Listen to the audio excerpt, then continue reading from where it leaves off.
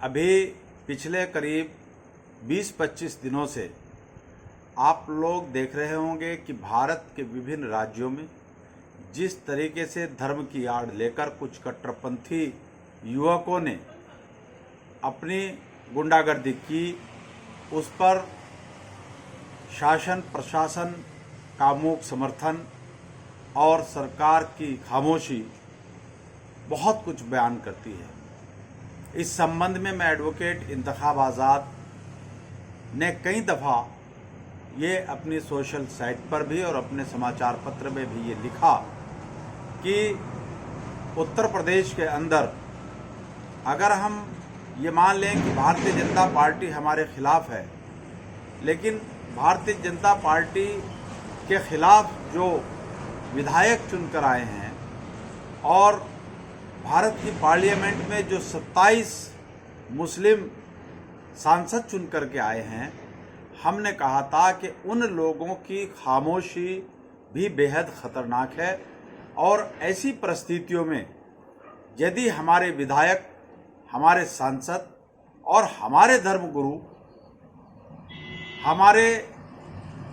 हक अधिकार की बात नहीं कह सकते, संविधान के तहफ़्फ़ुज़ की बात को नहीं कह सकते, तो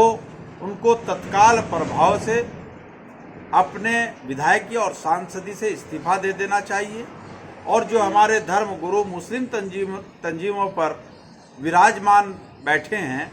उनको भी अपनी सीटों से त्याग पत्र दे देना चाहिए। हाँ, देश के अंदर AIMIM के सांसद बैरिस्टर असदुद्दीन ओवैसी जब उम्रे से भारत आए तो सबसे पहले उन्होंने इस जुल्म सितम के खिलाफ जो मध्य प्रदेश, दिल्ली, राजस्थान, गुजरात और उत्तराखंड के रुड़की के पास डाडापट्टी में हुआ, उन सब को लेकर उन्होंने आवाज़ बुलंद की। मैं ये बात पहले भी कही थी कि जब सब कुछ खामोश हो जाएगा, शांत हो जाएगा, बुद्धिजीवी वर्ग मैदान में आएगा, तो उसके बाद हमारे कुछ धार्मिक संगठनों के बयान आएंगे और बाद में उन बयानों से वो पलटेंगे भी और ये कहेंगे कि मीडिया ने मेरे बयान को तोड़ मरोड़ कर पेश किया है। ऐसा ही हुआ। हमारे एक मौलाना ने, एक जिम्मेदार तालीमी इदारे के चांसलर हैं, कुलपति हैं, उन्होंने एक बयान दिया और बयान देने के नेक्स्ट डे वो फिर उन्होंने एक बयान दिया कि मीडिया ने मेरे बयान को तोड़ मरोड़ करके पेश किया है। हाँ, इस परिप्रेक्ष्य में मौलाना तौकीर रज़ा खान साहब जो बरेलवी हैं, उन्होंने सरकार को साफ स्पष्ट चेतावनी दी कि यदि इन हालातों पर काबू नहीं पाया गया और देश के हालात सही नहीं किए गए और संविधान के मुताबिक जो व्यवस्था कॉन्स्टिट्यूशन में दी है, समानता, स्वतंत्रता, न्याय और बंधुता, यदि उसको ईमानदारी के साथ लागू नहीं किया गया तो हमें मजबूर होकर अपने संवैधानिक अधिकारों का इस्तेमाल करते हुए सड़क से संसद तक आंदोलन करना होगा। ये बात उन्होंने भी कही, मैं उनका समर्थन करता हूं। तो मैंने ये कहा था कि जब ये सब कार्यक्रम होगा, उसके बाद ये लोग एक सहारा लेंगे, एक बयान देंगे और जो मजहबी जलसे करेंगे, उन तमाम मजहबी जलसों में जोर जोर से चिल्ला चिल्ला कर कहेंगे कि दीन खतरे में है, मसाजिद खतरे में है, मदारिस खतरे में है और मुसलमानों हमारी मदद करो। और जो ये दंगों के मुतासिरीन लोग हैं, हम उनके मुकदमे सुप्रीम कोर्ट में लड़ रहे हैं। इस तरीके के बयानात इन कहेंगे। कुछ कट्टरपंथियों की गुंडागर्दी चल रही थी संविधान के खिलाफ, कॉन्स्टिट्यूशन की आत्मा पर, बाबा साहब डॉक्टर अंबेडकर के सपनों के भारत पर, कानून को ताक पर रखकर निहत्थे और मजलूम लोगों के घरों पर बुलडोजर चलाकर उनके आशियानों को उजाड़ा जा रहा था। सारे लोग खामोश थे। धन्य हो हमारी बहन, धन्य हो कम्युनिस्ट पार्टी की नेता आदरणीय वृंदा करात जी कि वो सुप्रीम कोर्ट गई। उन्होंने सुप्रीम कोर्ट का दरवाजा खटखटाया और जाकर के कहा कि भारत में संविधान की धज्जियां उड़ाई जा रही है, बेगुनाहों को धर्म की आड़ लेकर उनके आशियानों को उजाड़ा जा रहा है, उस पर बुलडोजर चलाए जा रहे हैं और खुली छत के नीचे रात बिताने पर मजबूर हैं। सुप्रीम कोर्ट ने वृंदा करात की बात का संज्ञान लिया। उन्होंने मीडिया रिपोर्टें देखी और जो भी उनके माध्यम रहे, तो उन्होंने दिल्ली सरकार को तत्काल प्रभाव से हुक्म दिया कि ये जो बुलडोजर की कार्रवाई आप लोग चला रहे हैं, इस बुलडोजर की कार्रवाई को अगले आदेशों तक तत्काल प्रभाव से रोक दिया जाए। और ऐसे नहीं, वृंदा करात एक महिला होते हुए सुप्रीम कोर्ट के उस ऑर्डर की कॉपी लेकर तत्काल जहांगीरपुरी में, जहां कायदे कानून को ताक पर रखकर निरंकुश होकर पुलिस प्रशासन गरीबों के आशियानों को बुलडोजर के जरिए उजाड़ रहा था, वहां पहुंची और जब वो नहीं माने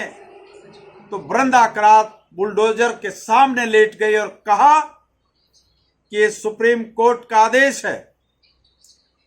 यदि आपने इसकी अवहेलना की तो ये बुलडोजर अब गरीबों की बस्ती पर नहीं, किसी मस्जिद पर नहीं, किसी मंदिर पर नहीं, अगर ये बुलडोजर चलेगा तो वृंदा करात के ऊपर चलेगा, उसकी लाश से होकर गुजरेगा। तब जाकर के शांति हुई और उसके फौरन बाद हमारे जो मौकाप्रस्त कुछ धर्म गुरु हैं, जो प्रोफेशनल हैं, उन लोगों ने भी एक छोटी सी रिट दायर करके वृंदा करात के आदेश के बाद उन्होंने भी सोशल मीडिया पर हल्ला उतार दिया कि फला मुस्लिम तंजीम सरकार के खिलाफ मैदान में है, सुप्रीम कोर्ट का दरवाजा खटखटाया। आप लोगों को पता होना चाहिए कि ये सारे तंजीमें, ये सारे मुस्लिम संगठन सुप्रीम कोर्ट तब गए जब कम्युनिस्ट पार्टी की नेता, महान क्रांतिकारी आदरणीय वृंदा करात जी वहां से जाकर स्टे ले आई। और अब आप आगे आगे देखिएगा, आपको बहुत जगह जलसों में सुनने को मिलेगा, बहुत सारे ऐसे मंचों पर, ऐसे प्लेटफॉर्म पर सुनने को मिलेगा, कई ऐसे धर्मगुरु जो अपने अपने संगठन चलाते हैं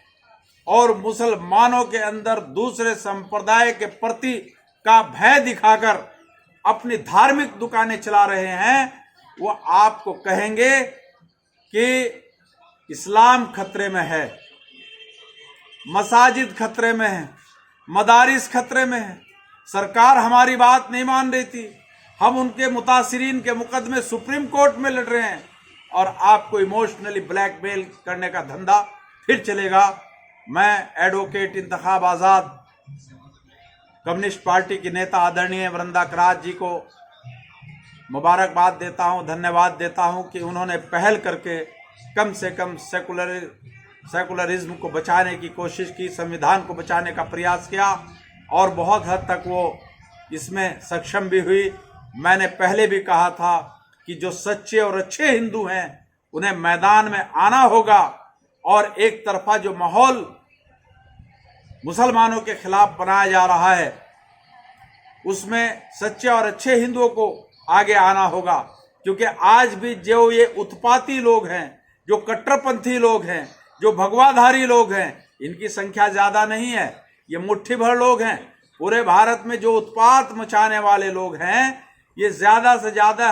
1500 से ज्यादा नहीं, बाकी इनका काम मीडिया, गोदी मीडिया करता है। आज भी 95% हिंदू समाज